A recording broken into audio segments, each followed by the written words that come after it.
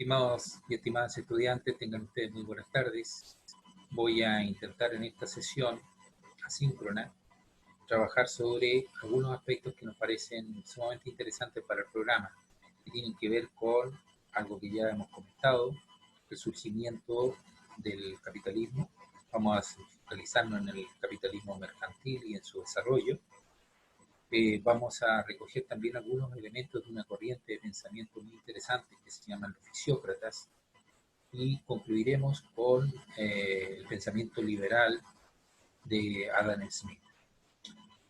Esos serían los tres elementos, las tres temáticas. Lo que me interesa es que a partir de qué significa la riqueza eh, para, para un pueblo, para una nación, podamos intentar recoger estos temas, internalizarlos, comprenderlos y definir un poco cuáles son las causas que han ido generando cambios sociales, cambios políticos y cambios en la conducta del sujeto, ¿no? A nivel social, obviamente. Que vamos a entrar directamente en este tema.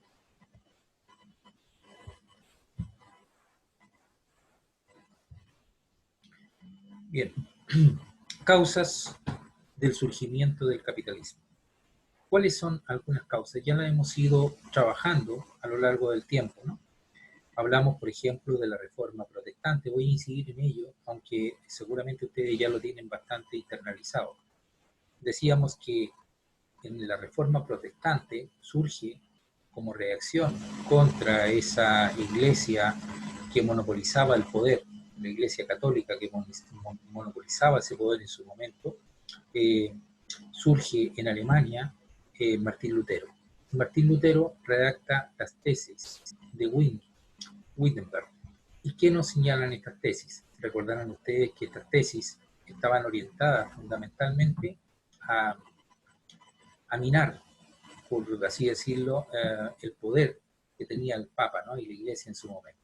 Decía, por ejemplo, que negaba que el Papa fuese representante de Cristo y por lo tanto no tenía por qué obedecerse. Al mismo tiempo señalaba que era interesante proponer eliminar la confesión, por lo tanto él definitivamente eliminaba la confesión, de manera que cada cristiano pudiera establecer un contacto directo con Dios sin ningún tipo de intermediario, es decir, pidiera ese perdón de sus pecados y que recibiera directamente de manos de Dios alguna señal de respuesta. Por otro lado, también hacía referencia al patrimonio de la Iglesia, que por cierto era piramidal y bastante patriarcal. En este sentido, Lutero va a proponer que los sacerdotes puedan casarse y tengan sus propias familias. Entonces, ¿quién iba a sostener la economía de estos clérigos protestantes, de estos pastores, como se le llamó en su momento, y sigue llamándosele así en el mundo protestante, ¿no? En las iglesias evangélicas y demás? Pues ellos vivían con sus familias a partir de las contribuciones de los fieles, ¿no? Y por otro lado, negaba también la adoración de la Virgen y de los santos, que obviamente en su momento también la iglesia los comercializaba, ¿no? Ustedes verán los templos, como señalaba en sesiones anteriores, los templos actuales de los protestantes, donde solamente está una imagen de la cruz, pero no hay ninguna imagen de ningún tipo, ¿no? Y por otro lado, tal vez uno de los puntos esenciales que al mismo tiempo se permitió, digamos, distribuirse por todos lados con la aparición de la imprenta, fue la traducción de la Biblia del latín, que era el idioma que se utilizaba por los clérigos, ¿no? Que estaba reducido a muy poquitas personas que conocían el idioma. Se lo planteaba entonces el Lutero para traducirla al alemán. Y luego, obviamente, esto fue traducido a diferentes lenguas, ¿no? La Biblia, entonces, que era algo que era interpretado por los clérigos en un lenguaje que era prácticamente, digamos, restringido a una parte muy, muy especial de gente muy culta, le permitía, por supuesto, a la iglesia en un momento determinado interpretar a su manera esas escrituras. Bueno, independientemente de Lutero o paralelamente a Lutero, surge otro reformista protestante, que es Juan Calvino.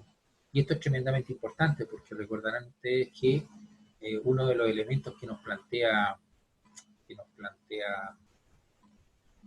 Weber eh, en su ética protestante y el espíritu del capitalismo, viene a sostener que la reforma protestante, específicamente la de Calvino, es causa del capitalismo. Y es sumamente interesante. Y eso sobre la base de sus tesis. Yo voy a formular algunas de ellas. La salvación o condena del ser humano está predeterminado por toda la eternidad. Por lo tanto, no depende del esfuerzo de que cada sujeto, que cada ser humano haga, sino que va a depender de Dios. O sea, está predeterminado. No importa las cosas que haga el sujeto, no importa que las cosas que haga el hombre, la mujer, eso ya viene predeterminado. Bien, ¿qué se puede extraer de esta tesis? Bueno, que el ser humano debe estar agradecido de Dios porque su salvación no depende de los actos que él haga, sino que va a depender de Dios. Dios va a ser el que va a elegir la salvación o la condena de este sujeto. Bueno, por otro lado, esta tesis va a resaltar un valor del mundo cristiano que es una virtud, y ese valor es la humildad, ¿verdad?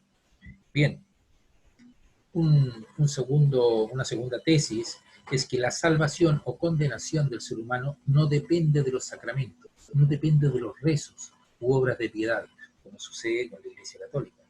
Esta tesis va a derivarse de la primera, ¿no? Y va a contradecir a la Iglesia Católica, que obviamente es la que señala que las obras de piedad van a permitir alcanzar la salvación, ¿no? En este caso, Calvino señala que no es así. Eso ya está predeterminado por Dios. Y que esas obras, ni los rezos, ni nada que se haga por el estilo, va a cambiar esa decisión ya predeterminada por Dios.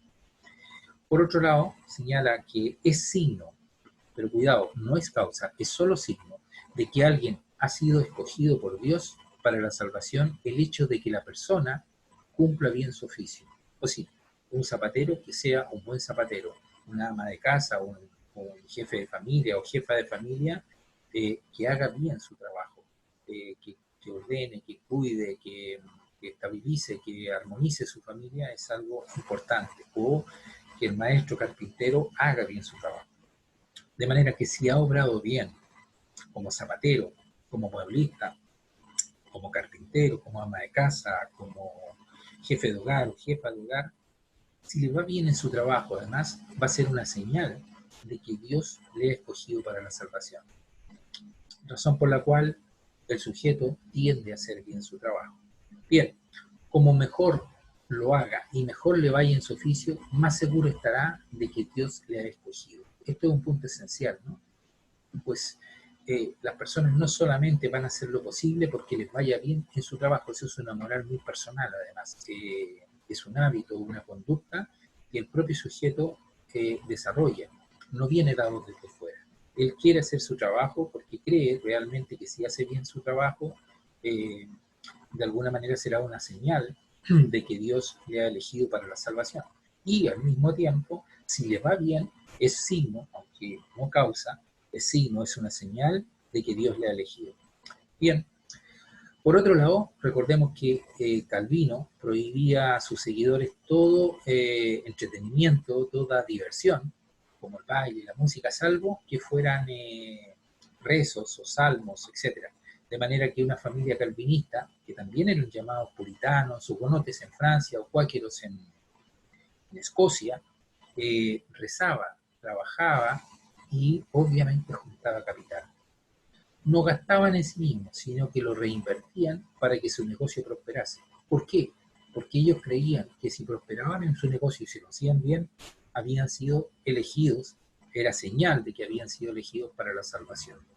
Bien, si observamos con detención, veremos, por ejemplo, que los reinos y posteriormente naciones como Inglaterra, Holanda, que era más pequeñito, pero no tenía menos influencia que Inglaterra, pero todos estos pueblos y después Estados Unidos alcanzaron un progreso extremadamente mayor mucho ¿cómo se llama? Más evidente, más grande, más efectivo que el que alcanzaron, por ejemplo, mundos católicos como el portugués, como el español y en algunos casos también Italia, que en aquel momento estaba dividida. Bien, por lo tanto tenemos por un lado esta reforma protestante de Calvino, que según nos señala Weber es causa de el capitalismo. Hay una relación causal entre este pensamiento eh, calvinista y el propio capitalismo. Y por otro lado está otro reformador que es Enrique VIII, que como vimos en su momento, Enrique VIII quería divorciarse de Catalina de Aragón para poder casarse con Ana Bolena, pero al negárselo el Papa, entonces él llama al Parlamento y hace votar su propio divorcio. Y al mismo tiempo se autoproclama jefe de la Iglesia Anglicana. Hasta hoy sabemos que el rey es jefe de la Iglesia Anglicana. Por lo tanto, una de las causas del surgimiento del capitalismo fundamentalmente está dada por Juan Calvino por las razones que ya he explicado. Y también porque la Iglesia Católica tiene una forma, una estructura de manejarse que, digamos, no incentiva el ahorro, no incentiva el trabajo como lo hace el mundo protestante y específicamente calvinista. Otro elemento que permite el surgimiento del capitalismo es la creación de la contabilidad por partida doble. Esto es tremendamente importante. Esto fue creado en Venecia en el siglo, si no me equivoco, en el siglo XIV. Para los mercaderes venecianos, que fueron los primeros capitalistas, recuerdan que dentro de esos mercaderes estaba Marco Polo, ¿no? Que era en la edad medieval donde salían. Ya situados en, en, la, en la edad moderna, recogen ellos de aquello que surge en el medievo entre estos venecianos capitalistas, que es la contabilidad por partida doble. Esto les permitía controlar su negocio, saber cuánto gastaban y cuánto recaudaban. Es decir, esto se dividía entre el haber y el debe. Por lo tanto, si yo sé qué es lo que entra, cuál es mi haber, y al mismo tiempo sé lo que gasto, me permite planificar mi actividad comercial.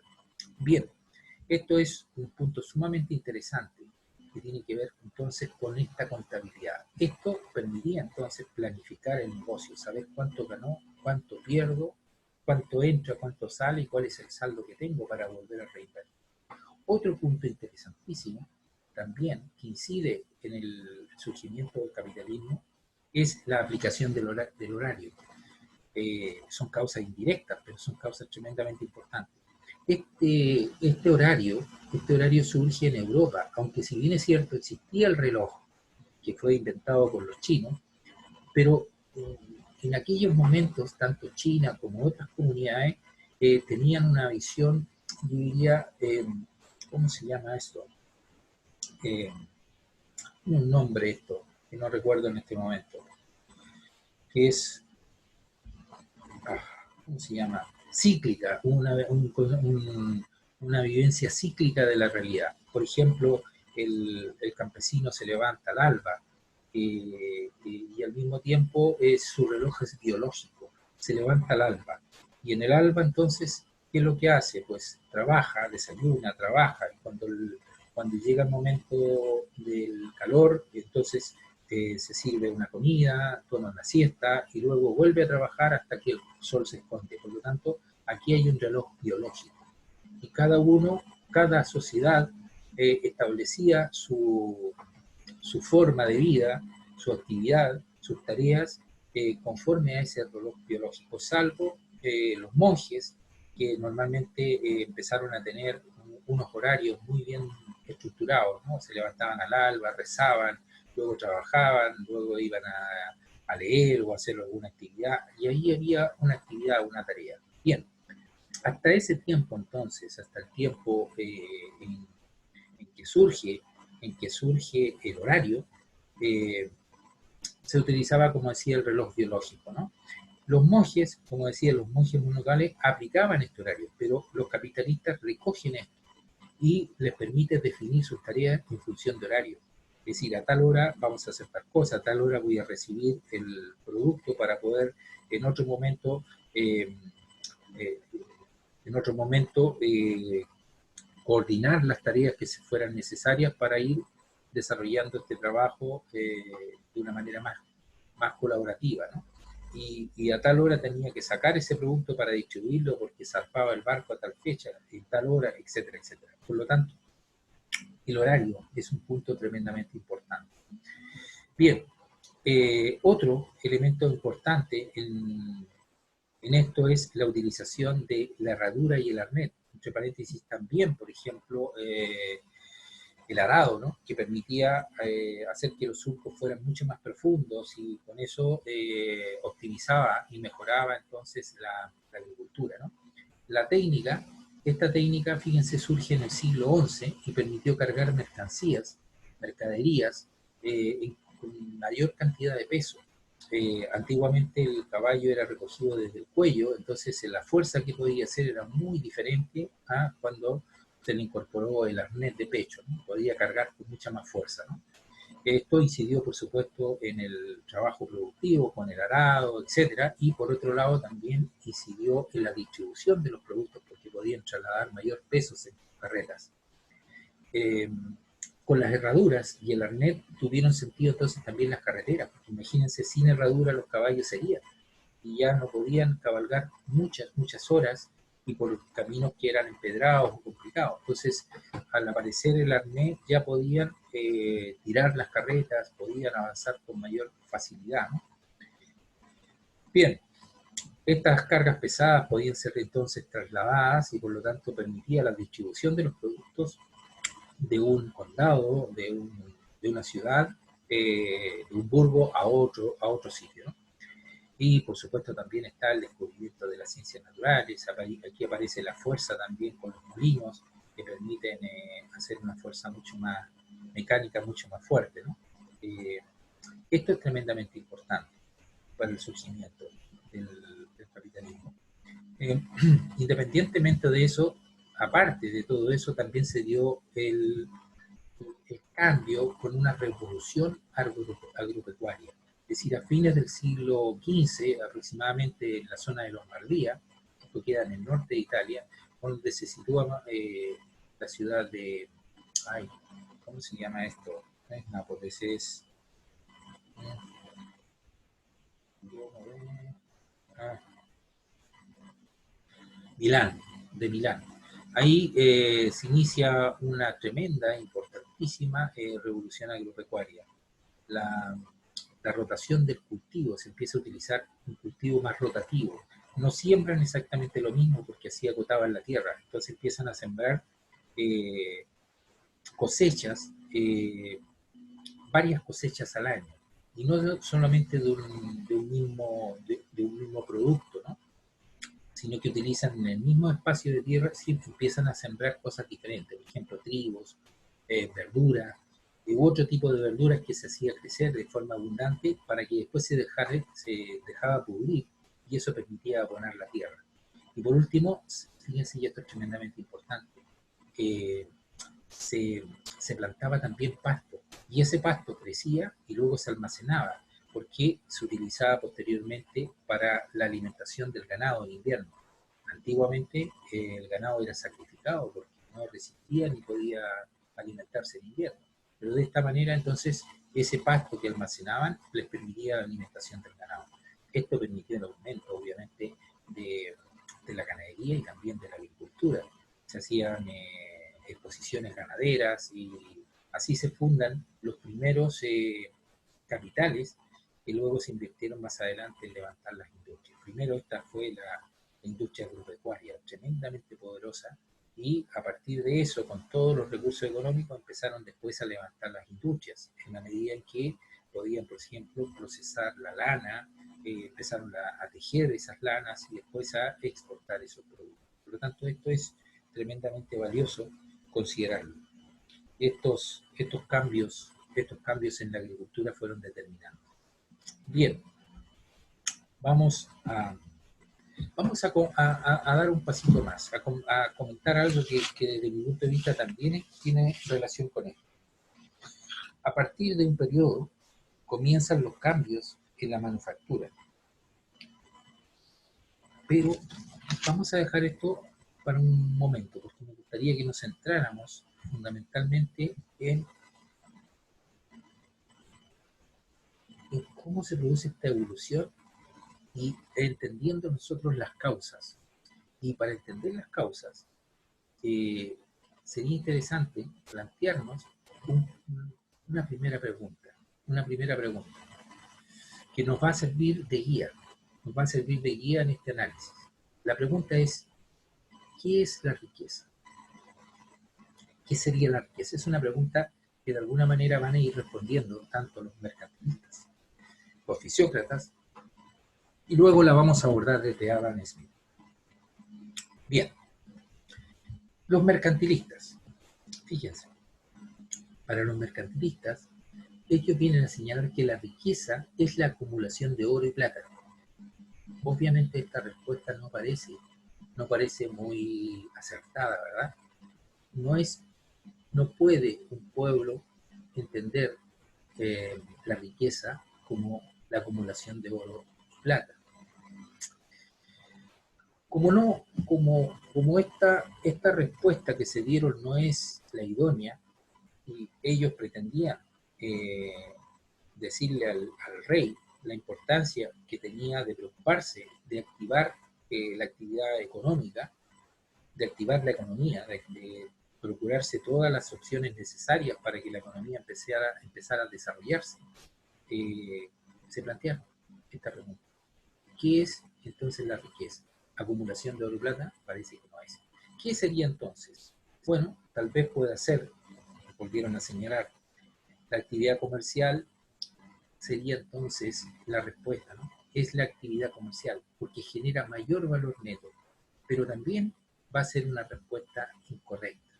¿Y por qué? Primera pregunta que se plantea, ¿qué es la riqueza? La riqueza, dicen, es la acumulación de oro y plata, pero obviamente esta respuesta no es correcta. O es un estado donde abunde el oro y la plata, pero que no se encuentre, o más bien que no se encuentre conectado con otros pueblos, con otras ciudades, o más bien se encuentre aislado, este reino que no produzca granos, por ejemplo, que no tenga una agricultura y una ganadería para alimentar a su pueblo, obviamente morirá de hambre, aunque le sobre el oro y la plata. A este reino le pasaría aquello que relata el rey Midas, ¿no? Es decir, ustedes conocen la historia del rey Midas, que le pidió a los dioses que le diera la facultad de conseguir riqueza, ¿no? Entonces los dioses le dieron la posibilidad de que todo lo que tocara se transformara en oro. Y así quedó asombrado. Tocaba, qué sé yo, una mesa y la mesa se transformaba en oro. Tocaba, qué sé yo, su espada y su espada se transformaba en oro.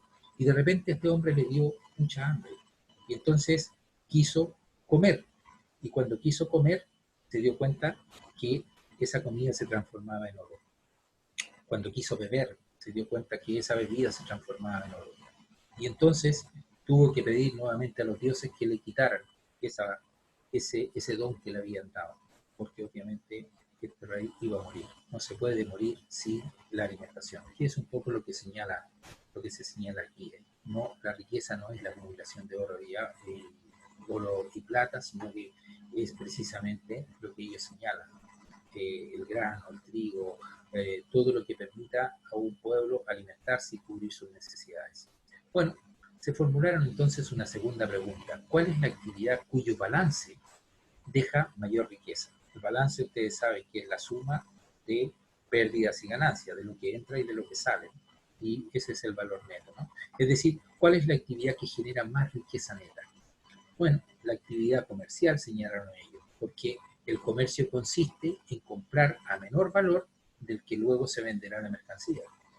Dado que esa es la actividad, digamos que en esa actividad el comerciante se queda con la diferencia, es decir, con el valor neto. Si yo compro un producto a un precio determinado y lo vendo a un precio mucho mayor, la diferencia es el valor neto que me va a quedar.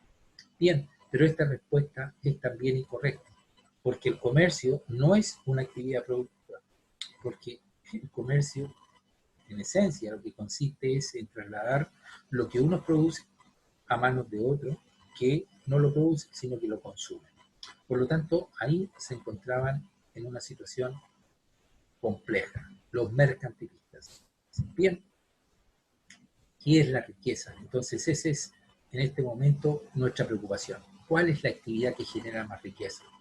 Bien, es tremendamente importante formularnos esta pregunta, aunque las respuestas a esa interrogante, como hemos visto, no sean correctas, como ha ocurrido pues con los mercantilistas en su momento. Bueno, pues intentarán plantearse otra respuesta, otra respuesta.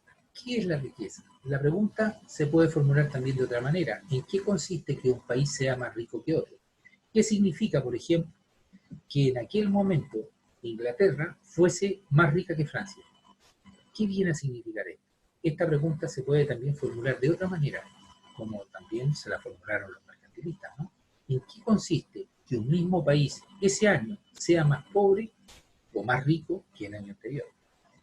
Lo que está claro es que no sabemos en qué consiste la riqueza.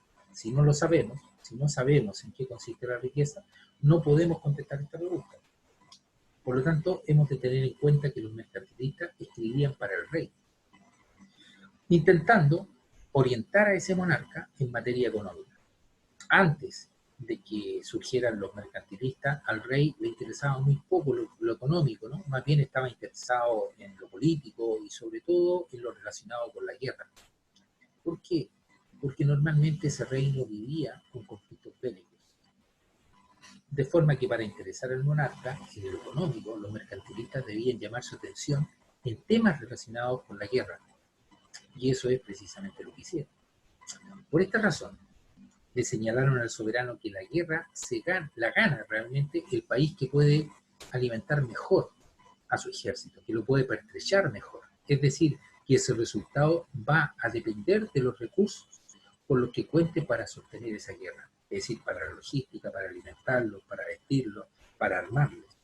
Pero si volvemos a la pregunta inicial, ¿qué es la riqueza? ¿De qué depende que un país sea más rico que otro? O más precisamente, ¿de qué depende que un reino sea más rico este año que el año anterior?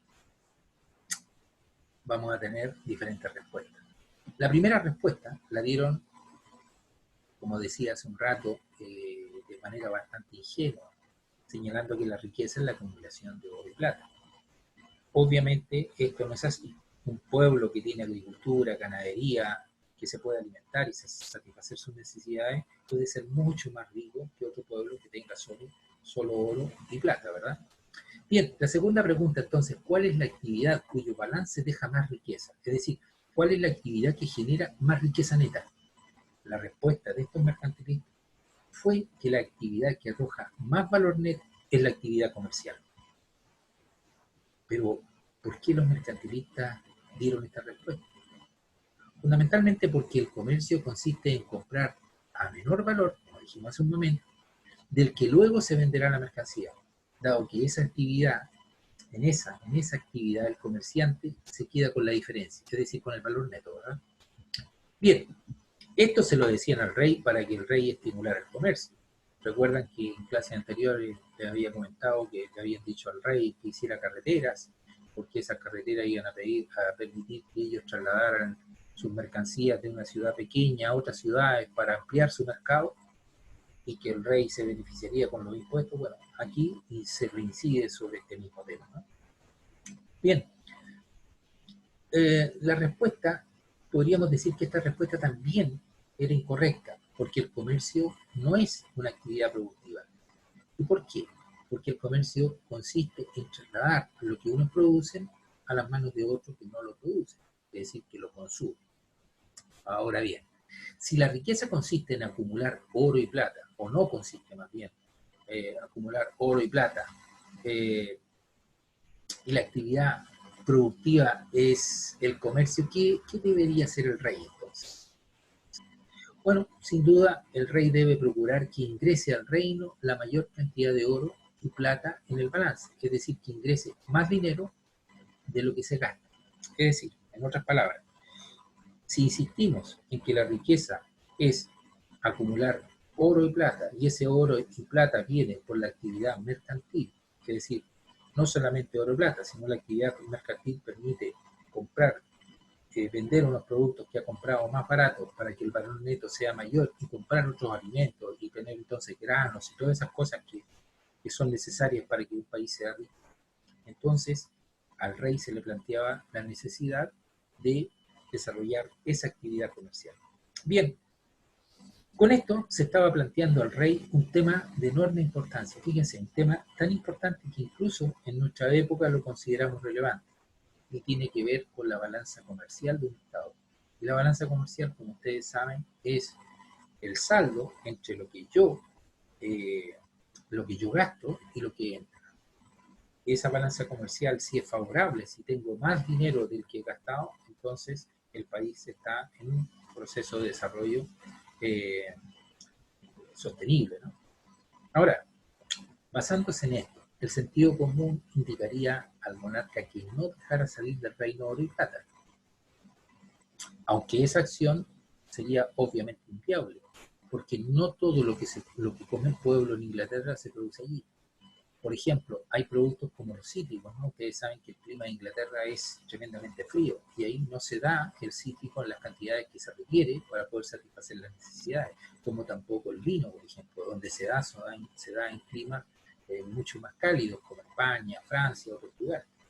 Bien, pero diremos que por tanto entonces no se trata de que no salga oro y plata del rey, sino más bien de que salga menos oro y plata de la que entra a las arcas del Estado. Ahora, ¿cómo va a ser posible esto? ¿Cómo se hace posible? Los mercantilistas fueron perfeccionando sus orientaciones y sugirieron al rey que comprase materias primas, invirtiendo el oro y plata del que disponía, pero impidiendo comprar productos elaborados, porque las materias primas, que son muy baratas, las van a utilizar para la fabricación de productos, es decir, productos terminados. Y esos productos terminados, esos productos elaborados, los van a exportar a un mayor precio, recuperando la inversión y obteniendo ganancias. No sé si entienden, es como Chile, ¿verdad? Chile, ¿qué es lo que exporta? Fundamentalmente materias primas. Vale, pero las materias primas son muy baratas comparado con los productos elaborados con esas materias primas que luego compra Chile. Y es un problema que nosotros estamos en Chile permanentemente, eh, digamos, discutiendo, ¿no? Es decir, por ejemplo, el litio. Si se vende el litio solamente como litio, eso es una materia prima muy barata, en vez de crear aquí industrias, productos elaborados y vender los productos ya desarrollados con ese litio. Bien, eso se le decía en aquella época al rey, ¿no? No cabe duda entonces que el producto elaborado tiene un valor añadido y es mucho más valioso que la materia prima que importa. Por ejemplo, Inglaterra no tenía suficiente hierro y lo importaba desde Suecia y Noruega, y la importaba en grandes cantidades y a muy bajo precio, para luego convertirlos en qué?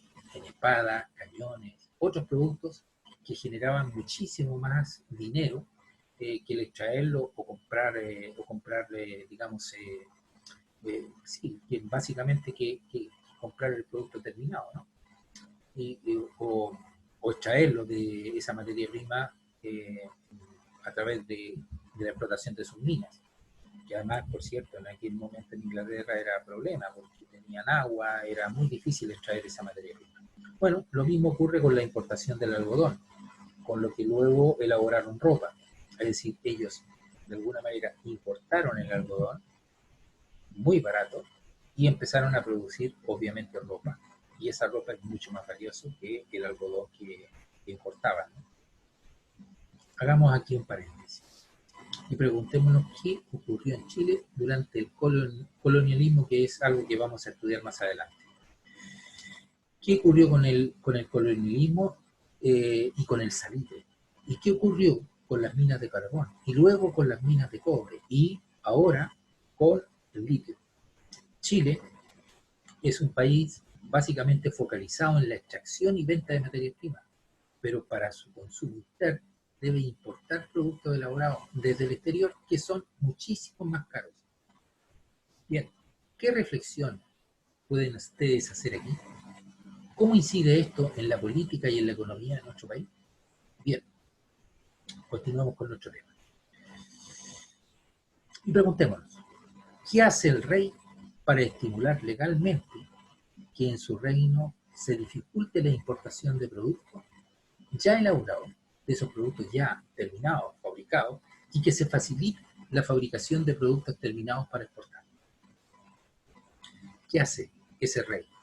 para decir yo lo que no quiero es que los empresarios, que mi reino importe productos terminados, que, y quiero potenciar que se importe fundamentalmente la materia prima que es más barata. ¿Qué hago?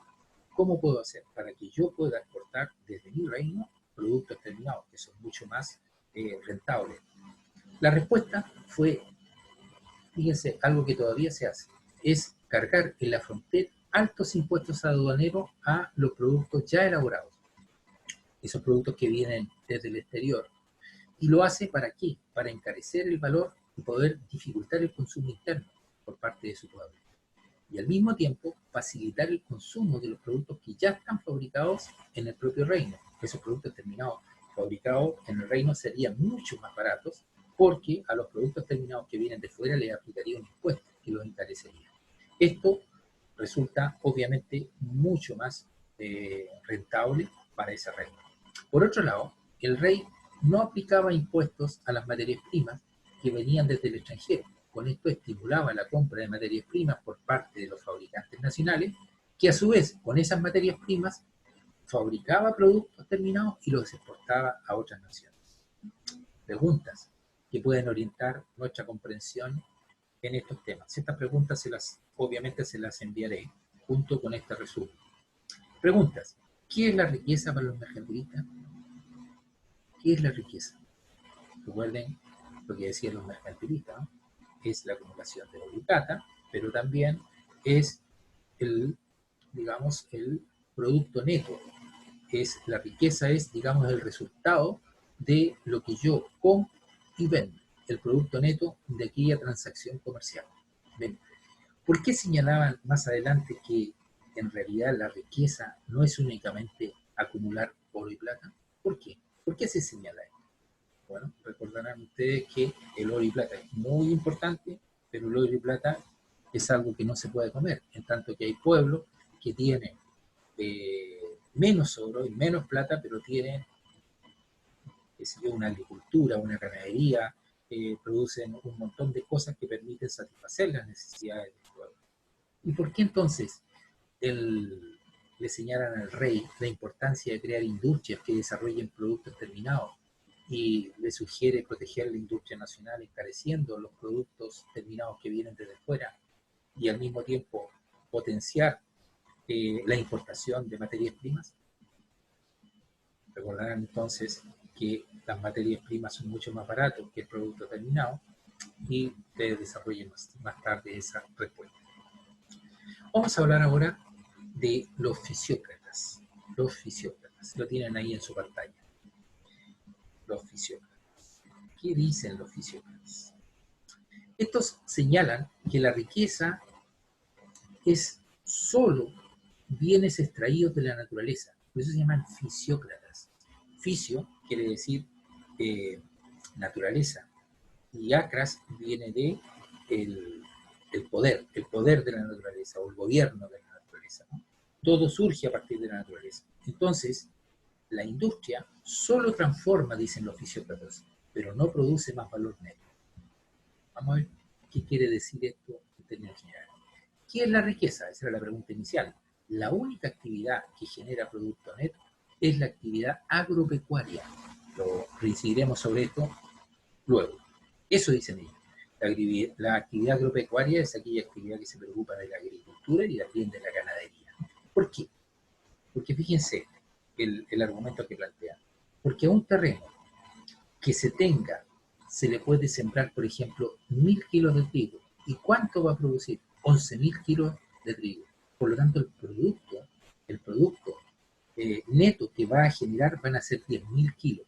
En otras palabras, si planto 1000 kilos de trigo y obtengo 11.000 kilos, el producto neto van a ser 10.000 kilos de trigo, aunque solo haya plantado 1000 kilos de trigo.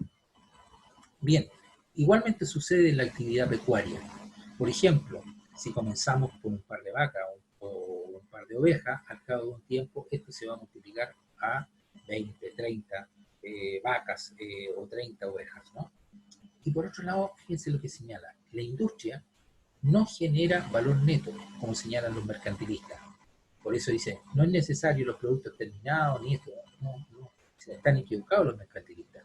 Lo único que transforma, únicamente lo que hace es transformar lo producido por la naturaleza. Eso es lo que genera, en otras palabras lo digo, lo que genera valor neto es lo que produce la tierra. Pero la industria solo transforma el producto, lo transforma en una cosa u otra, pero no genera un valor neto. Lo único que produce valor neto es la naturaleza. Bien, por ejemplo, a un industrial panadero se le pueden entregar esos 1000 kilos de, de trigo, ¿no? Y a lo mucho, señalan ellos, va a producir 250 kilos de pan. Por lo tanto, la industria o la mano del hombre no es un proceso productivo, a diferencia de la naturaleza. No arroja producto neto. Bien, esto es tremendamente interesante. ¿Eh? Vamos a ir desarrollando este tema. Fíjense que estos fisiócratas aparecen en el siglo XVIII, es una corriente que fue fundada por Quesnay en Francia. Esta escuela sostenía que existía una ley natural por el cual o por la cual el buen funcionamiento de un sistema económico estaría asegurado sin la intervención del Estado. Como aquí empieza a aparecer elementos que después el liberalismo lo va a recoger. Repito, sostenía que existía una ley natural por la cual el buen funcionamiento de un sistema económico estaría asegurado sin intervención del Estado. Es decir, el Estado no tiene que intervenir, porque todo esto es una ley natural. Y la ley natural, si intervenimos, va a generar caos, complicaciones. Ya lo veremos con mayor detalle. Señalan que las realidades económicas son, sobre todo, los bienes extraídos de la naturaleza. Es decir, los alimentos, y no solo el dinero, como señalan los mercantilistas. En efecto, en cada transacción económica, algunas mercancías pasan de las manos de A a las manos de B. Y al mismo tiempo, pasan los dineros de las manos de B a las manos de A. Pero lo que realmente importa para la riqueza es la producción de bienes, y entre los bienes fundamentalmente los alimentos. Esa era la tesis que ellos planteaban. Los alimentos se producen en la actividad agropecuaria, es decir, en la naturaleza. De ahí viene entonces la palabra fisiócrata, fuerza, gobierno de la naturaleza. Quien gobierna esto es la naturaleza. Bien, para esta escuela, a diferencia de los mercantilistas, la única actividad que genera producto neto es la actividad agropecuaria. Ya lo vimos, ¿verdad? Si yo, por ejemplo, planto 1000 kilos de trigo, la tierra me va a producir 11.000 kilos de trigo. El producto neto que me va a generar entonces será 10.000 kilos de trigo. Bien. Lo mismo ocurre con la actividad pecuaria. Si comienzo con un par de ovejas, al cabo de un tiempo terminaré en 20 o 30 ovejas, ¿verdad? Y por supuesto que llegan también a decir, vuelvo a repetir lo que dije hace un momento, que la actividad industrial solo transforma el producto, no genera valor neto. Y el ejemplo es el siguiente, el mismo que planteé hace un rato. Si le entrego a un panadero 1000 kilogramos de trigo, probablemente me va a producir 250 kilos de pan. Por lo tanto, la industria no me va a producir mayor valor neto a diferencia de lo que me produce la tierra con ese trigo. Bien, ¿qué opinan ustedes? ¿Es correcto este razonamiento del fisiócratas? Veámoslo con mayor detalle. Seguramente este planteamiento, no seguramente, veremos más adelante que este planteamiento lo va a refutar Adam Smith, un pensador que va a generar un cambio profundo. Y hasta hoy día estamos, digamos, recogido o digamos las consecuencias de ese cambio actualmente las estamos viviendo. Bien, volvamos a los fisiócratas. Hasta aquí hemos visto el absolutismo de Hobbes, recuerden, la monarquía absoluta de Hobbes, y el liberalismo, ¿verdad?, que comienza con los fisiócratas y obviamente a partir del pensamiento de Locke, ¿no?, que luego va a recoger a Adam Smith. Por el momento no vamos a profundizar en esto, pero vamos a ir extrayendo algunas ideas. Esta escuela, fisiócratas, plantean que la economía funciona por un orden natural, de manera que señalan que el Estado no debe intervenir en ese orden natural. Lo formulan con la hoy famosa frase en francés laissez faire, laissez passer, que significa dejar hacer, dejar pasar. El mundo camina por sí mismo, no es necesario que intervenga el gobierno. Pongan mucha atención a esto porque lo vamos a ver luego. Y es lo que ocurre en la actualidad. Nosotros decimos, bueno, en Chile mismo hoy en día, ¿no?, estamos reflexionando sobre temas que son tremendamente complejos, ¿no? Por ejemplo, estamos con este coronavirus que demanda mascarilla, que demanda gel para desinfectar y artículos de primera necesidad. Bien, ¿qué se le dice? ¿Qué le dicen mucha gente al gobierno? Le dice, oiga, fije usted los precios, ponga unos precios, fíjelos para que la gente no especule y sube estos precios que son de primera necesidad en este momento. Pero muchas veces el núcleo duro de este gobierno ideológicamente dice, no, nosotros no vamos a intervenir ni vamos a fijar precios en el mercado. Eso tiene que estar regulado por la oferta y demanda. Bien, eso es lo que decían los fisiócratas en un momento determinado. Los fisiócratas, a este carácter natural de las cosas, a esta ley natural, le dan sentido teológico, sugiriendo que es el orden que Dios creó. Es decir, no hay que intervenir porque cada intervención interrumpe este orden divino. Lo que plantean los fisiócratas es una libre competencia sin intervención del Estado. Esto lo va a recoger Adam Smith combinándolo con la armonía preestablecida que sostenía Locke. En el orden natural planteado por los fisiócratas hay un orden establecido que lo regula todo. Bien. Preguntas que pueden orientar la comprensión de estos temas. Estas preguntas son preguntas muy importantes que ustedes deben considerar y responder, porque es la forma en que van internalizando la temática y son preguntas también desertantes. Bien, ¿por qué para los fisiócratas la definición de riqueza de los mercantilistas es incorrecta? ¿Por qué? ¿Por qué para los fisiócratas la única actividad económica que produce riqueza es la actividad agropecuaria? ¿Por qué para los fisiócratas la industria no produce valor neto como la actividad agropecuaria?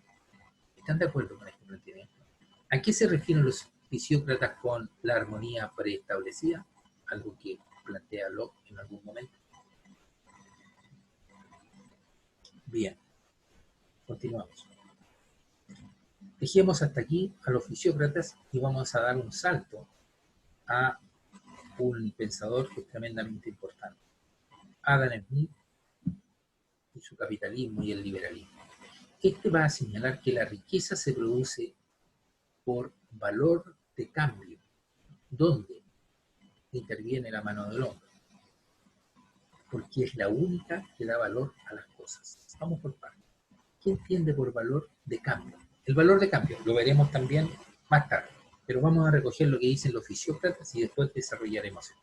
Los fisiócratas señalan que si a un espacio de tierra cultivable le sembrábamos los mismos 1000 kilos de trigo que se le daba a una panadería, lo que se observaba con claridad era que al cabo de un tiempo la tierra producía 11.000 kilogramos de trigo.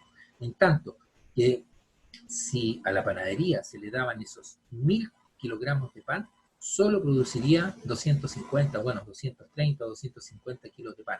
Y por tanto los industriales no resultaban productivos, solo transforman el producto. Esto era lo que decían los fisiócratas, ¿se acuerdan? ¿Qué dice Adam Smith? Él sostiene que los fisiócratas confunden la física con la economía. Este es un punto clave, ¿eh? Confunden la física con la economía. En el caso de la producción de pan, no se trata de quién produce más kilos, sino de quién produce más valor. En este caso, valor económico. Adam Smith sostiene entonces que la verdadera productividad es aquella que tiene la capacidad de producir valor de cambio, aunque obviamente aquello que no tenga ningún valor de uso será muy difícil que pueda interesarle a alguien. Esto quiere decir, un cierto valor de uso es condición para que tenga valor de cambio. Ya incidiremos sobre estas definiciones para que ustedes lo comprendan mejor. Smith va a señalar entonces que aquella pregunta que habían formulado inicialmente los mercantilistas y que se refería a cuál es la actividad que genera más producto neto, debe reformularse de la siguiente manera. ¿Cuál es la actividad económica que genera más valor de cambio? Volvamos. Adam Smith señala que la riqueza se produce por valor de cambio, que no es lo mismo que la cantidad que produce la tierra, pues se confunde el concepto de físico, de producción en términos físicos, de acumulación, tantos trigos, con el valor de cambio. Bien, ya vamos a incidir sobre eso. Y en este valor de cambio interviene la mano del hombre, porque es la única que da valor a las cosas. Quiere decir, el valor de cambio y valor de uso. Por valor de uso, una mercancía se entenderá como la capacidad de esa mercancía, que esa mercancía tiene para satisfacer, mediante sus propiedades físicas, las necesidades humanas. Por ejemplo, el valor de uso de un par de zapatos o de una camisa. ¿Cuál va a ser ese valor de uso? Ese valor de uso será la capacidad que tiene esa camisa de abrigarme, de protegerme del frío, de zapatos, de protegerme del frío o protegerme del dolor que me puede infligir el golpearme con algo. Es decir, protección contra el frío. En tanto que el valor de cambio es algo completamente diferente. El valor de cambio de una mercancía es la capacidad que tiene esa mercancía de ser intercambiada por otras en el mercado. O sea, esa mercancía, el valor de cambio es la capacidad que tiene la mercancía que tengo de intercambiarla en el mercado. Es decir, de venderla y comprar con eso otra cosa. Bien, la verdadera productividad es aquella que tiene la capacidad de producir valor de cambio. Esa es la verdadera actividad. El pan vale mucho y tiene valor de cambio. Vale más que el kilo de trigo o que los 11.000 kilos de trigo, esos 250 panes. Bien, solo el trabajo humano produce valor, pero no solo el trabajo humano produce valor, sino que señala que solo el trabajo humano produce más valor que el que se invierte en producir el trabajo. Ya trabajaremos sobre ese tema. Vamos a ir profundizando. Vamos a profundizar. A ver, ¿cómo lo comentamos? Partamos diciendo que Smith plantea metafóricamente la imagen de la aparición de un nuevo hombre. A ese nuevo hombre le llamó Homo economicus, una cierta representación de un individuo racional capaz de actuar y decidir en función de cálculos económicos que le van a orientar hacia el beneficio. Bueno, así como Hobbes planteaba que el hombre se orientaba a su propio beneficio, igualmente Smith va a sugerir que el homo económico se orienta también hacia el beneficio propio, pero hacia el beneficio económico. Afortunadamente, esta monstruosidad no existe, aunque el capitalismo se ha esmerado en transmitir esa idea para que se materializara, ¿verdad? Y si bien hay muchos en la actualidad que se acercan a ese homo económico, afortunadamente no han llegado a ese extremo, ¿verdad? Ese homo económico que es el cálculo, que es el que calcula, hago esto, me conecto con esta persona para ver si puedo obtener un beneficio propio, ¿no? Ese homo económico es el que plantea Adam Smith. En un primer momento nos encontraremos aquí en términos generales, con dos grandes conjuntos de ideas, señala Smith, ¿no? Y para su comprensión vamos a intentar definirla. Primero, tiene que ver con la teoría de valor, idea que termina por concluir su discípulo David Ricardo, y que es determinante para poder comprender las diferencias entre el planteamiento de Adam Smith y los de Sócrates, que revisamos, si ustedes recuerdan, hace un momento, ¿no? Bien.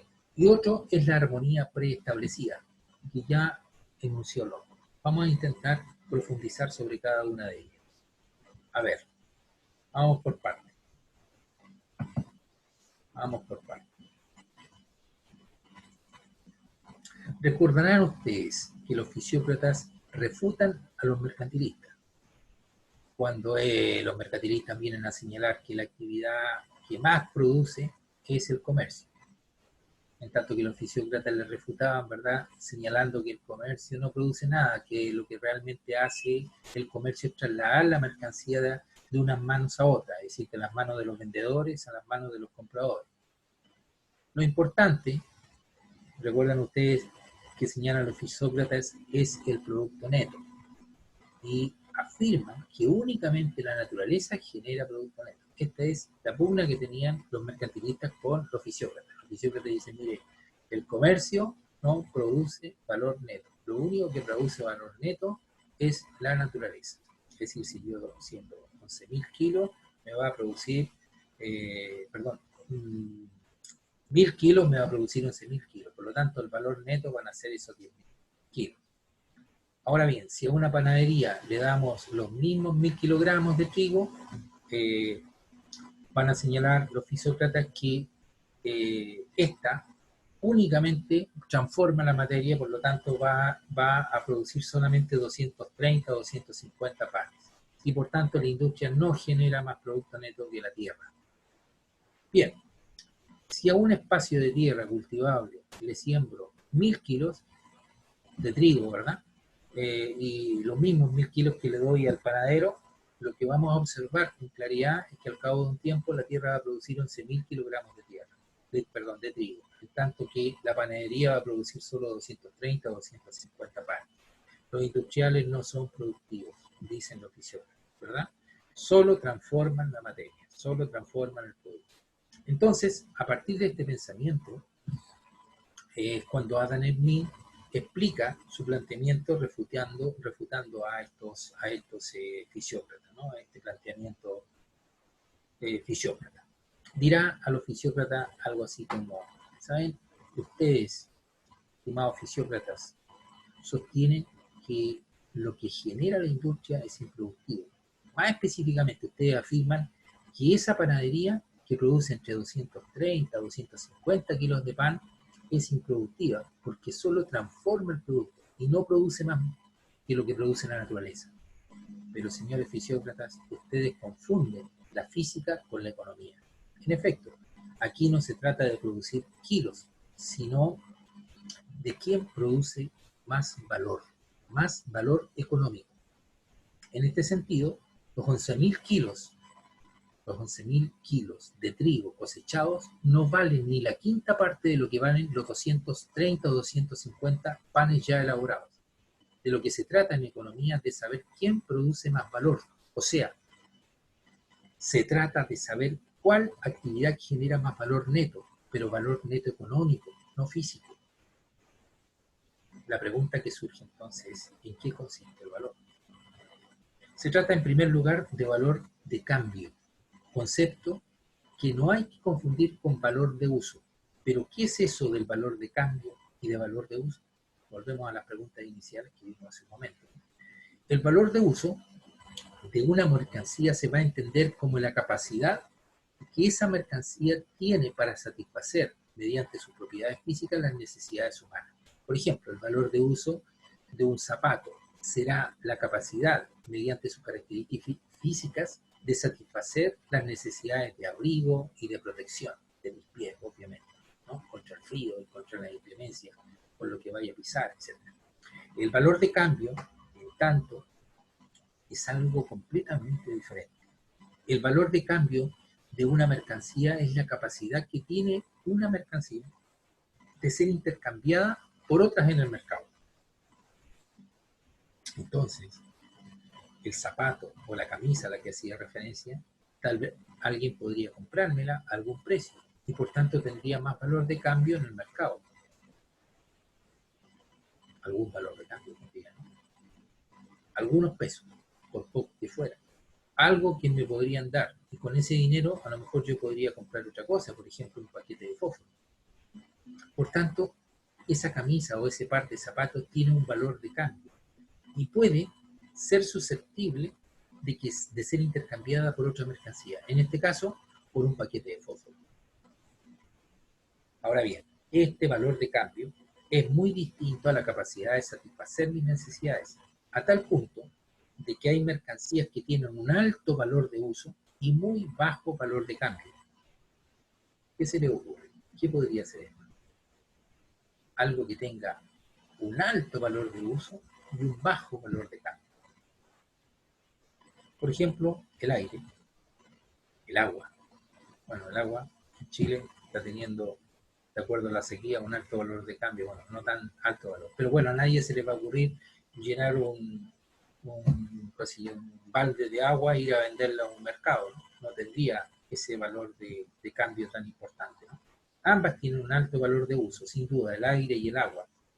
Pues, obviamente las necesitamos para vivir, pero no tienen un alto valor de cambio. Tienen valor de uso, más no un alto valor de cambio. Bueno, pocos en circunstancias normales van a conseguir entonces un alto precio por el aire, por una botella de agua si van a un mercadillo, a un sitio casa por casa vendiendo agua potable, ¿no? Por el contrario, hay mercancías que tienen un alto valor de cambio y un muy poco valor de uso. Por ejemplo, el diamante. Su valor de uso es muy bajo, pero el valor de cambio es altísimo. Estando claro en estos dos conceptos que nos plantea Smith, en el valor de uso y en el valor de cambio, este autor va a sostener que la verdadera productividad es aquella que tiene la capacidad de producir valor de cambio, aunque obviamente aquello que tenga valor de cambio deberá tener algún tipo de valor de uso. Bien, esto quiere decir un cierto valor de uso en condiciones para que tenga también valor de cambio. Es decir, lo único, vuelvo a repetir, que Smith plantea que tiene valor, real valor, es el valor de cambio, aunque ese valor de cambio también debe tener algo de valor de uso. Bien, Smith va a señalar entonces que aquella pregunta que habían formulado inicialmente los mercantilistas, aquella que decía, ¿cuál es la actividad que genera más producto neto?, debe reformularse de otra manera. Debe reformularse del siguiente modo. Por ejemplo, ¿cuál es la actividad económica que genera más valor de cambio? A partir de aquí, formula una tesis que yo diría que tiene uno de los mayores impactos sociales, políticos y económicos, y diría culturales, que es la teoría eh, laboral del valor. No sé cómo se traduce eso en inglés, pero es más o menos algo como la teoría laboral del valor. Su tesis es que solo, fíjense, esto es comillas, pongan mucha atención, solo el trabajo humano produce valor. Pero no solo el trabajo humano produce valor, sino que señala que solo el trabajo humano produce más valor que el que se invierte en reproducir el trabajo. ¿Qué quiere decir con esto? El trabajo humano debe reproducirse para los días siguientes, imaginemos un obrero, ¿no?, para el mes que viene, para el año, y por tanto debe invertirse en ese obrero para que cubra los gastos básicos de alimentación, vivienda, vestimenta. Esto es reproducir el trabajo. Pero fíjense lo que dice. El trabajo humano produce valor, pero solo el trabajo humano produce más valor que el que se invierte en producir o en reproducir el trabajo. O sea, el trabajo que produce el obrero es mucho más valioso que lo que se invierte en que el obrero reproduzca el trabajo, es decir, en su alimentación, en su vestido, en su vivienda, etc. A ver, teniendo en cuenta que hay que invertir en el trabajo de ese obrero, sin embargo, el trabajo de ese obrero, el trabajo de ese hombre, produce más valor de cambio que el que se invierte en él. Digámoslo de otra manera. El hombre produce más valor con su jornada de trabajo que lo que se invierte en mantenerlo. Es decir, en mantener esa fuerza de trabajo, en mantenerle a él. y realiza varios cálculos, ¿no? Por ejemplo, si la jornada laboral es de 14 horas, bastarían 7 horas para producir lo que se requiere para mantener ese obrero, ¿sí? Las 7 horas siguientes estará produciendo, que va a producir obviamente este obrero, a ver, será mucho más de lo que se gastó en él, mucho más de lo que se gastó en él, ¿sí? Entonces, va a distinguir entre el trabajo necesario y el plus trabajo, lo que Marx llamó plusvalía, ¿verdad? Entonces, el trabajo necesario será el número de horas diarias necesarias para producir el mantenimiento del obrero, en tanto que el plus trabajo será el número de horas de trabajo que de hecho trabajó el obrero más allá del trabajo necesario. La plusvalía va a ser entonces el producto del plus trabajo. Voy a repetir para ver si queda más claro. El trabajo necesario de ese obrero son 7 horas, ¿vale? Ese es el trabajo necesario. Pero este obrero trabajó 14 horas, es decir, 7 horas más. En las 7 horas, en las 7 primeras horas, ya se había invertido en el alimento, en la alimentación, la vestimenta, en la comida, en la vivienda de ese trabajador, de ese obrero, ¿sí? Las 7 horas restantes será el número de horas diarias que me va a generar ese capital, que me va a generar ese beneficio, ¿verdad? Por lo tanto, será la plusvalía, el plusvalor. Volvamos para que esto quede con mucha claridad, porque este es un punto sustantivo. Solo el trabajo humano produce valor, esa es la primera tesis. Pero no solo el trabajo humano produce valor, sino que señala que solo el trabajo humano produce más valor que el que se invierte en reproducir el trabajo. Bien. Primer punto, solo el trabajo humano produce valor. Y solo el trabajo humano produce más valor que el que se invierte en reproducir el trabajo. El trabajo humano de ese obrero, el trabajo de ese obrero es el que produce valor, ¿sí? Y produce más valor ese trabajo que hace el obrero que lo que se invierte en la producción de ese trabajo. Es decir, para que el obrero mañana y los días sucesivos siga produciendo trabajo, necesita alimentarse, necesita vestirse, etc. ¿Cuánto necesitamos para que se vista, trabaje? Necesitamos 7 horas. Las 7 horas restantes, porque si hablamos de 14 horas de trabajo, las 7 horas restantes van a producir muchísimo más valor de lo que se está invirtiendo en las 7 horas iniciales de ese trabajador. Por lo tanto, a eso se le va a llamar plusvalía. Marx le llamará plusvalía y Smith le va a llamar plus trabajo. Entonces, ese trabajo, ese plus trabajo que hace el obrero producirá mucho más valor de lo que se ha invertido en ese trabajo, en esas 7 horas iniciales de trabajo. Lo digo de otra manera.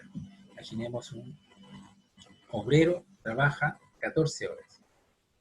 Lo que produce ese obrero es el que tiene más valor, y tanto más valor produce ese obrero que lo que se gasta en él. ¿Cuánto se gasta en él? De las 14 horas se gastan 7 horas, y con esas 7 horas se alimenta, se viste, etc. Y eso es para reproducir el trabajo, para decir, oiga, obrero, sígame haciendo el trabajo, las 7 horas restantes y todos los días los mismos. Por lo tanto, esas horas de trabajo del obrero es mucho más valiosa, tiene mucho más valor que las horas que se han empleado en mantenerlo. Bien, espero que haya quedado claro. A ver, Smith señala, si solo el trabajo humano genera más valor que el que se emplea en él, entonces, ¿qué ocurre con el diamante, el oro y la plata? ¿Acaso no producen más valor de cambio que el trabajo del obrero? Buena pregunta. Smith va a señalar que el diamante, el oro o la plata está oculto en las montañas, antes de ser manipulado por el trabajador humano, ¿no? Por el trabajo humano, por el trabajador, por el obrero. Antes de esto no tiene el más mínimo valor, ni siquiera sabemos dónde está. ni si existe. Por lo tanto, hay que utilizar trabajo para buscarlo, lo que requiere muchísimas horas de trabajo humano, obviamente. Lo que hace que esos diamantes o esas libras de oro o plata lleguen a tener valor de cambio es el trabajo que se ha invertido en buscarlo, en extraerlo y obviamente en procesarlo. Y ese enorme trabajo, obviamente es trabajo humano. Por lo tanto, el único que genera valor es el trabajo humano. Lo único que genera valor es el trabajo. Lo que más genera valor es el trabajo. Vale. Imaginemos la siguiente objeción que se le podría hacer al planteamiento de mí en relación a este tema. Podríamos objetarle, por ejemplo, diciendo que una estantería de libros hecha por una fábrica lleva madera elaborada, cajones, ciertos relieves, cerraduras, algunos adornos, qué sé yo, cajoneras, eh, y algunos adornos pequeñitos de metal, de bronce u oro, para seguir en el ejemplo anterior, ¿no? En la elaboración del mueble, con estos relieves, cajones, cerraduras y todo lo que lleva un mueble, sin duda hay muchas horas de trabajo humano, pero no solo esas horas de trabajo humano del obrero, pues lleva también adornos de metal donde no ha trabajado ese obrero. Y lo único que hace es que eso vaya pegado, ¿no? No interviene realmente la mano de obra. Y, por cierto, esas, eh, esas plaquitas de oro, de bronce que van en esa estantería, sin duda tienen valor, y no poco. Bueno, Smith va a señalar esta objeción que él no ha dicho que el producto terminado solo, en este producto terminado solo haya valor del último obrero que lo trabajó. Obviamente también está presente el valor del metal, de ese bronce, oro, que era la figurita de adorno que habíamos señalado, ¿no? Pero también ese valor surge del trabajo humano. Sí, esa plaquita va a lo mejor en la puerta o en las partes de la estantería, ¿no? Pero esas plaquitas que van ahí pegadas en esa estantería han sido buscadas, han sido extraídas y han sido procesadas por otros obreros en otro momento, por lo tanto también tienen valor. Lo mismo se puede aplicar a las maquinarias de producción, sean tornos, sierras u otras maquinarias, ¿no? Esas maquinarias también están hechas por la intervención de la mano del hombre. Producen muchas cosas esas máquinas, pero claro, lo que producen tiene mucho menos valor que lo que produce el hombre, porque quien produjo esas máquinas, quien las desarrolló, fue la mano del hombre. Bien, vamos a trabajar el otro conjunto de conceptos que son fundamentales para este planteamiento de Smith, que tiene que ver con la armonía preestablecida. Este concepto lo recoge Locke, lo plantea Locke en su momento.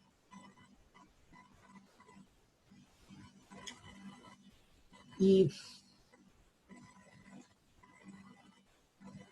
señala que el móvil de buscar el propio beneficio por parte de cada ser humano ha sido introducido por Dios y en virtud de su poder infinito le encarga o se encarga esto de que cada hombre buscando su propio provecho dé como resultado el bien general, dado que se produce una armonía en estos egoísmos que confluye en un bien general que contribuye a un bien un general mayor, ¿no? Que el de los provechos personales. Lo digo de otra manera, a ver si se entiende. Hay algo en el hombre, hay un móvil interno en el hombre y externo, que hace que el hombre busque su propio beneficio, ¿vale? Su beneficio propio. Cada ser humano busca su propio beneficio. Este móvil interno o externo, este gran móvil que está interno en el hombre, ha sido porque Dios lo puso, en virtud de un poder infinito de su divinidad, ¿no? Y este móvil interno se va a encargar que cada hombre, buscando su propio provecho, dé como resultado el bien general. Y eso va a producir una armonía de esos egoísmos, ¿no? Lo que va a confluir, obviamente, en el bien general, en un bien general mucho mayor que el beneficio propio. Veamos un ejemplo. Un empresario buscando su ganancia y el aumento de su capital, para alcanzar esos objetivos, tiene que detectar cuáles son las necesidades que la sociedad requiere. Pues si no los detecta, no logrará vender su producto. Es decir, buscando su propio beneficio, y para satisfacer ese beneficio y para que ese beneficio se materialice, debe detectar lo que los compradores necesitan y desean. Y aquí entonces armonía preestablecida a la que hacía referencia en su planteamiento. Aquí está la mano invisible o armonía preestablecida, que le obliga a buscar el bien general a partir de procurarse el beneficio propio en su negocio. Yo produzco algo en beneficio propio, pero lo voy a producir en la medida que satisfaga las necesidades de las demás personas. Y como voy a satisfacer las necesidades de las demás personas, lo que estoy contribuyendo es un bien general. Bien, me gustaría mucho que ustedes pudieran refutar, cuestionar ese planteamiento. Este pensamiento viene a señalar que existe un orden natural que no debe perturbarse y por tanto no debe ser interrumpido por el Estado. Es decir, el gobierno, el Estado no debe intervenir en este orden natural. Si el Estado o el gobierno interviene, va a interrumpir esta armonía preestablecida y sería alterar este estado natural que viene por una, digamos, por una función divina, ¿no? Pero este pensamiento que tuvo y sigue teniendo gran influencia en el mundo viene a respaldar y a fundamentar los egoísmos, al considerar la validez y bondad de buscar el beneficio propio, porque esa armonía preestablecida permitiría el beneficio general. ¿Qué es lo que está diciendo? Le dirá al empresario: enriqueces, es noble, es beneficioso lo que usted hace, y además está avalado por esa mano invisible que es Dios. Esto le viene como anillo al dedo a los empresarios. Oiga, está muy bien, busque su provecho propio, enriquezcase. Total, usted está siguiendo esa armonía preestablecida por Dios, y lo que usted haga como para que le va a ir bien es porque usted va a satisfacer las necesidades del resto de las personas, y eso va a contribuir al bien general. Eso es lo que está diciendo en el fondo, ¿no? Bien, esto rompe, fíjense, con el deber ser, que esos preceptos morales, esos imperativos, eh, y hace pasar a una moral utilitarista. No hay una moral del deber ser, como decían los naturalistas, ¿no? Ese deber ser. Y yo capto y tengo que hacer eso. No, aquí pasamos a una moral utilitarista. Así, yo busco mi beneficio propio y con esto eh, contribuyo al beneficio común, porque voy a desarrollar productos que cubran las necesidades demandadas por las demás personas. Bien, fíjense que este autor cita algunos ejemplos que vienen a reafirmar su teoría, ¿no? Por ejemplo, llega a decir que supongamos que un jefe de Estado demagogo, populista, ¿le suena esto? No me suena por algunos sectores especiales de nuestro país lo citan, ¿no? Bueno, llega a decir que supongamos que un ejemplo de Estado, un jefe de Estado, ¿no? Supongamos que un jefe de Estado, un demagogo populista, que prometió a la gente con bajos recursos que bajarían los precios de los arriendos de vivienda.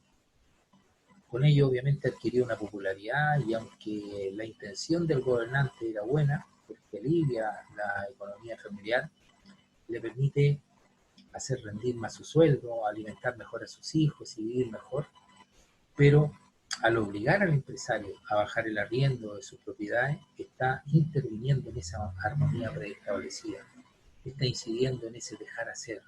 Y el resultado de esta intervención va a ser que ningún capitalista le va a convenir invertir su dinero en construir más vivienda, ¿verdad? Para alquilar, porque el precio del arriendo ya está fijado y no le va a resultar rentable por lo menos hacer vivienda. Por tanto, va a invertir ese capital en otra cosa. Una cosa que le va a llevar a producir mucho más recursos, ¿no?, que las viviendas, ¿no? Bien, entonces, si no se producen más viviendas, porque no resulta rentable para estos empresarios, aquellos que lo necesitan con mayor urgencia, alguien que se case, gente que necesita, familias que necesiten vivienda, se va probablemente a poner de acuerdo con los dueños de la vivienda para arrendarlas a un mayor precio del que haya establecido la ley, ¿no? Por lo que comienza a surgir un mercado paralelo, que es el llamado mercado negro. Es decir, eh, los precios reales van a ser distintos, los precios reales, el mercado negro, ¿no? El real precio que se paga una vivienda va a ser distinto, va a ir en contra de los precios establecidos por la ley. Entonces, la intención de ese gobernante populista, que deseaba bajar los precios para favorecer a aquellos más vulnerables, van a resultar más perjudicados y su objetivo va a fracasar. Es decir, señores, no intervengan, señores del Estado o del gobierno, no intervengan, no fijen precios, porque si ustedes hacen eso, intervienen en este orden natural establecido por Dios. Y por lo tanto, aquello que buscan, que es favorecer a esas personas para que tengan un acceso a un arriendo mucho más barato, va a resultar a la inversa, porque va a aparecer el mercado negro y los precios van a subir, etc. Eso es lo que está diciendo. Plantea otro ejemplo, por ejemplo el salario. Viene a decir que si un gobernante pretende subir los salarios para mejorar el nivel de vida de las personas, considerando que los empresarios son los que pagan, en aquel momento solo los empresarios pagaban, entonces el dinero que esos empresarios tenían disponible para invertir en otras cosas importantes o ampliar su empresa, deberían ocuparlo, ampliar incluso la misma empresa, hacerla crecer, etcétera, deberían ocuparlos para pagar la subida de sus salarios. Y por lo tanto, ocuparían ese dinero y no ampliarían entonces la producción, no ampliarían su empresa o no invertirían en la creación de nuevas industrias que generarían más trabajo. De esta manera no se generaría más empleo, no se reduciría el empleo, porque ese dinero se pagaría a los trabajadores eh, que están, digamos que están cobrando mucho más porque el Estado les subió el precio, fijó los precios, los salarios. En este caso también habrá violado la armonía preestablecida, si se produce todo lo contrario. Bien, último ejemplo para que se diviertan un poco con estas tesis liberales. Esta vez lo plantea David Ricardo, un discípulo de Smith, muy inteligente por cierto. Fíjense, se le llamó después ley de hierro del salario, y esta señala que el nivel del salario de un país forzosamente oscila en torno al nivel de subsistencia.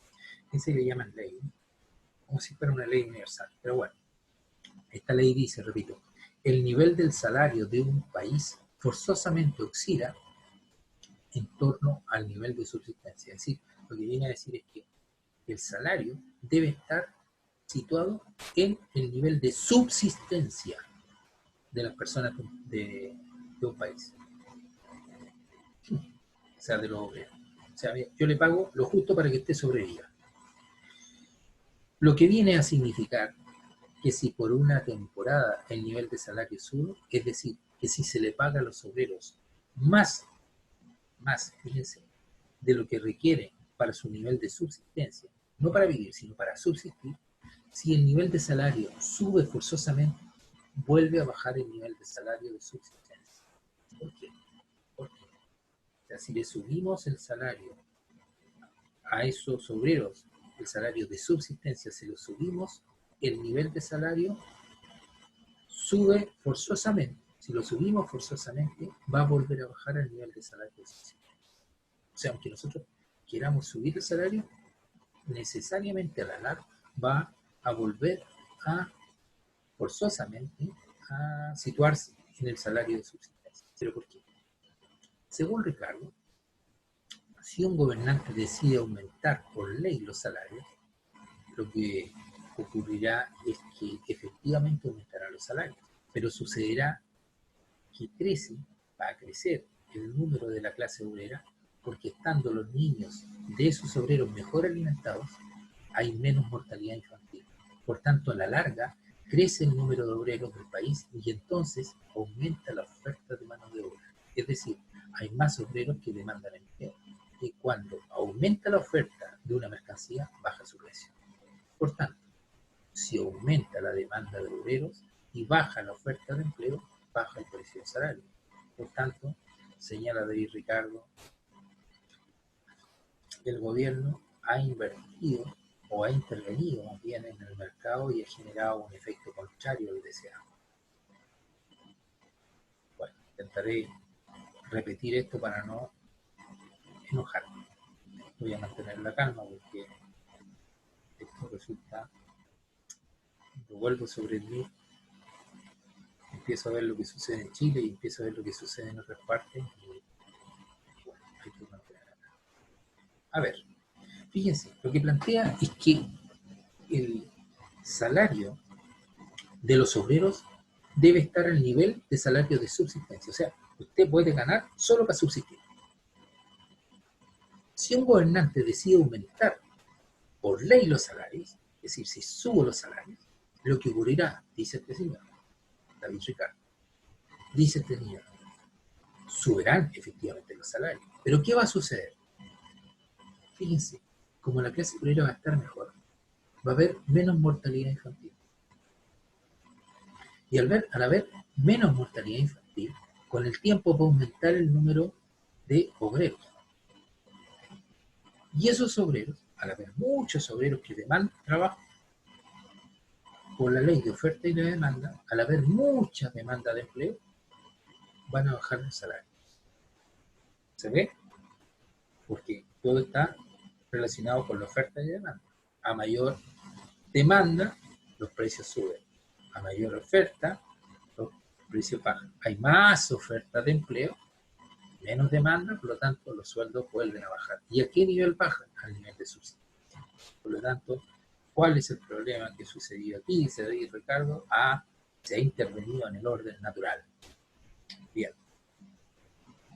En el caso contrario, si los empresarios se ponen de acuerdo para bajar los sueldos, de tal manera que los obreros no puedan irse de una fábrica a otra, porque el nivel de salarios es el mismo, si los empresarios bajan artificialmente los precios y los obreros comienzan a ganar menos, el resultado será que por desnutrición o mortalidad infantil en la infancia, es decir, que mueran más niños que antes, a la larga va a disminuir entonces el número de obreros, y al disminuir el número de obreros habrá menos obreros de los que demandarán las empresas.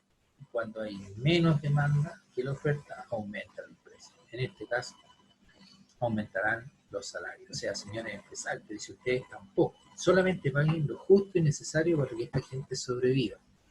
Si ustedes les pagan menos de su sobrevivencia, entonces va a haber una mortalidad infantil y a la larga van a haber menos obreros que ustedes podrán contratar. Y al haber menos, entonces ustedes se van a pelear porque va a haber mucha demanda de empleo y obviamente van a subir necesariamente los salarios.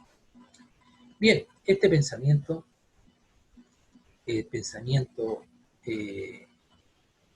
liberal es de un optimismo sobredimensionado, pues sugiere que todo se regula a través del mercado. Esa ley que ordena y armoniza la realidad. Si surge una necesidad humana, aparecerá la oferta del bien que lo satisfaga, del bien o del servicio que satisfaga esa demanda, ¿no?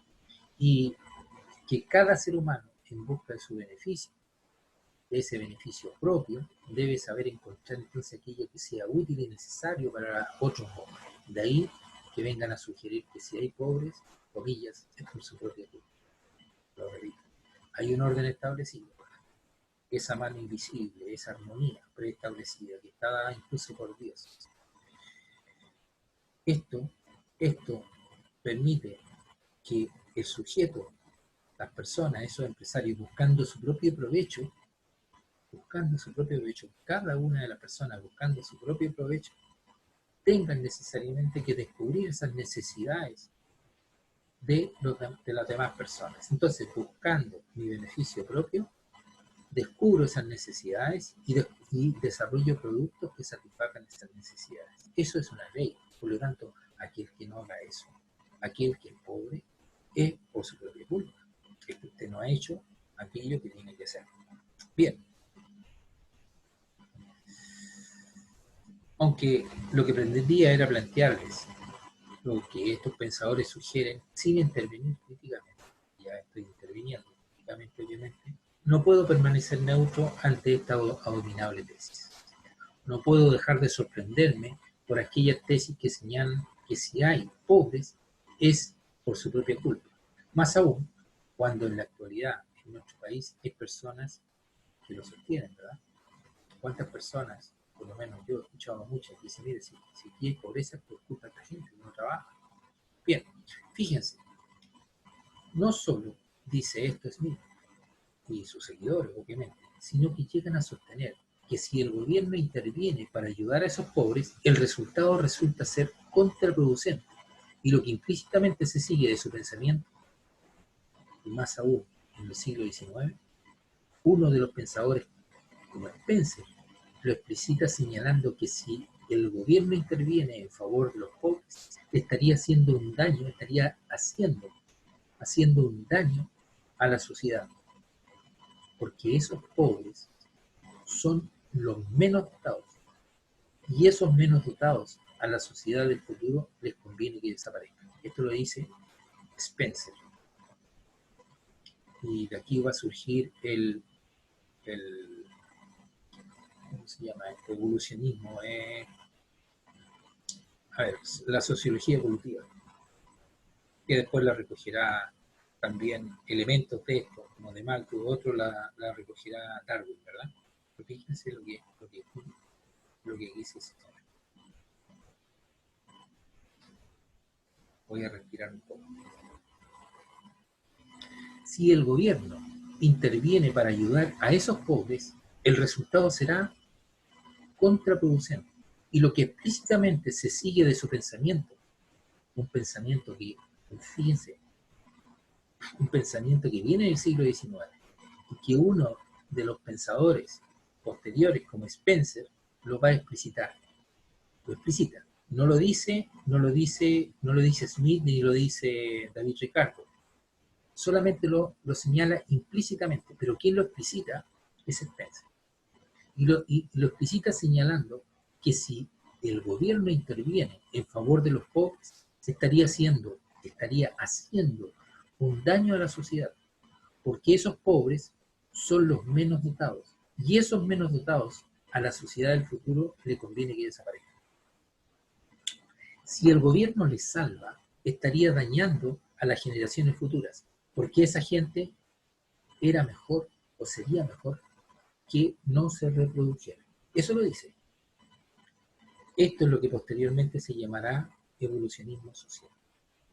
La tesis es sobrevivencia de los más aptos, aunque no plantea qué es lo más apto, quiénes son los más aptos para qué. Bueno, lo que dice es que los menos aptos se van eliminando. Si el gobierno interviene, evita que se eliminen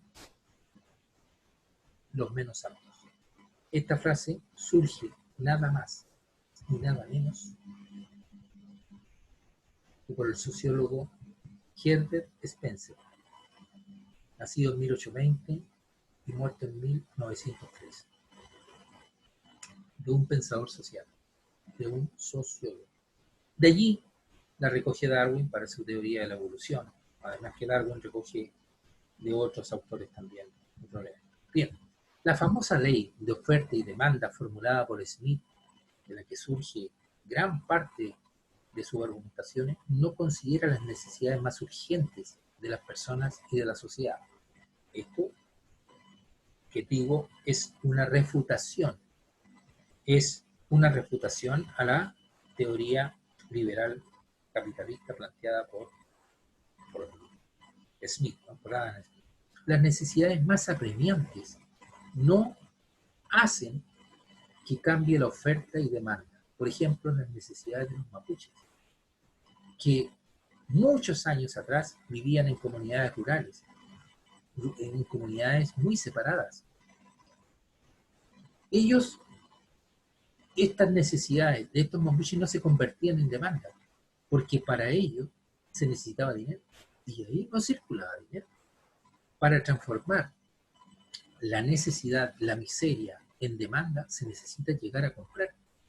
Y si no se tiene dinero, no se transforma esa necesidad en demanda, porque la oferta y demanda implica dinero para comprar, transacciones sobre la base de dinero. Pero si hay gente que está en la extrema pobreza, como existe hoy en día, no participan de la oferta y la demanda.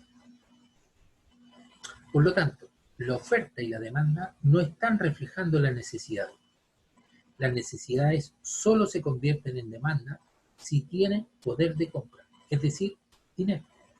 Y en Uganda y en diferentes lugares, si no hay dinero, ¿cómo esta oferta y demanda, esta ley universal, esta armonía preestablecida va a cubrir esas necesidades humanas? Por consiguiente, las necesidades más urgentes de un país no se convierten en demanda porque esas personas no tienen con qué dinero poder convertir su necesidad en demanda, obviamente. Vamos a citar otro contraargumento a esta tesis de Smith y de los liberales. Clásico, claro. ¿Cómo cuestionamos este pensamiento? Imaginemos que tenemos un accidente de avión en la cordillera, como sucedió en los años 70 con los uruguayos. No sé si ustedes lo recuerdan. Los deportistas de rugby que caen en la cordillera y terminan comiendo carne humana, no sé, eso. Hay libros y hay películas también relacionadas con esto. Pongámonos en esa tesitura. Vamos en un avión, cae en la cordillera y logramos rescatar agua, combustible para hacer fuego, alimentos en lata, algunas frutas, algunas verduras que trae el avión, carne, no humana obviamente, y diversos alimentos. Y además frazadas y ropas para poder cubrirnos del frío, ¿no? Imaginemos que somos 30 sobrevivientes de un avión de 100, 200 o 300 personas. Bueno, ¿a quién? Mi pregunta es: ¿a quién le pertenecen esos alimentos y esa ropa? ¿Qué necesidades humanas van a satisfacer esos bienes? ¿Es coherente que uno de nosotros se apropie de esos alimentos de sobrevivencia y pretenda venderlos a los demás sobrevivientes? ¿Dónde estaría aquí la ley de oferta y demanda?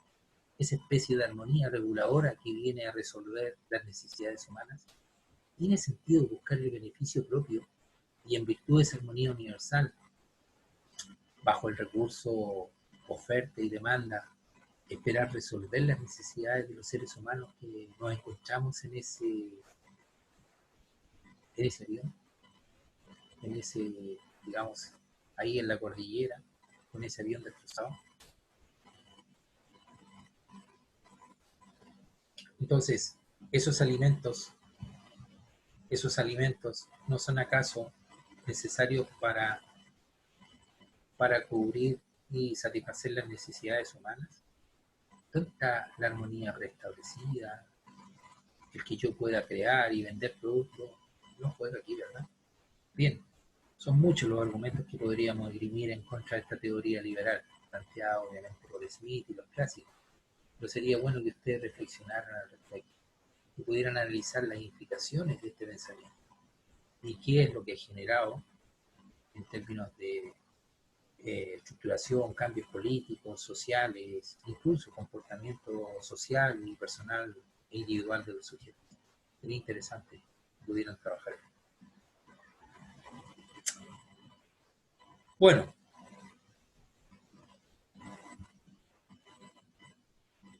voy a dejar hasta aquí, porque es suficiente tema como para poder reflexionar y avanzar sobre ello. Hemos visto, fíjense, hemos visto el capitalismo a partir del capitalismo mercantil. Hemos visto la corriente de los fisiócratas, que hablaba de la importancia de la tierra y del mundo agropecuario, que es lo único que daba valor neto. Y terminamos con Smith, Adam Smith y sus planteamientos en relación a este liberalismo y el capitalismo.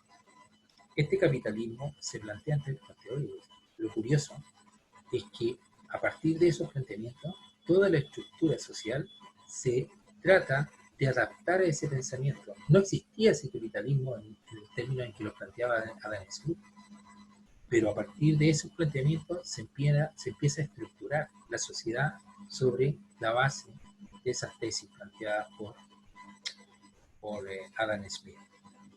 Me gustaría que reflexionaran sobre eso, que vieran cómo eso ha incidido en la estructura política, en, en el ordenamiento social, en la economía y por supuesto cómo ha incidido en el comportamiento social, en el comportamiento eh, individual de los sujetos. Aquí hay tesis que están muy bien estructuradas en su momento y que nosotros las hemos recogido. Propiedad privada, concepto de igualdad, de libertad, concepto de beneficio propio, concepto de, fíjense, de leyes que pretenden ser universales y que todavía mucha gente las interpreta como universales, como oferta, demanda, etcétera. Espero que tengan una bonita semana y nos vemos seguramente en estos días de clase. Hasta luego.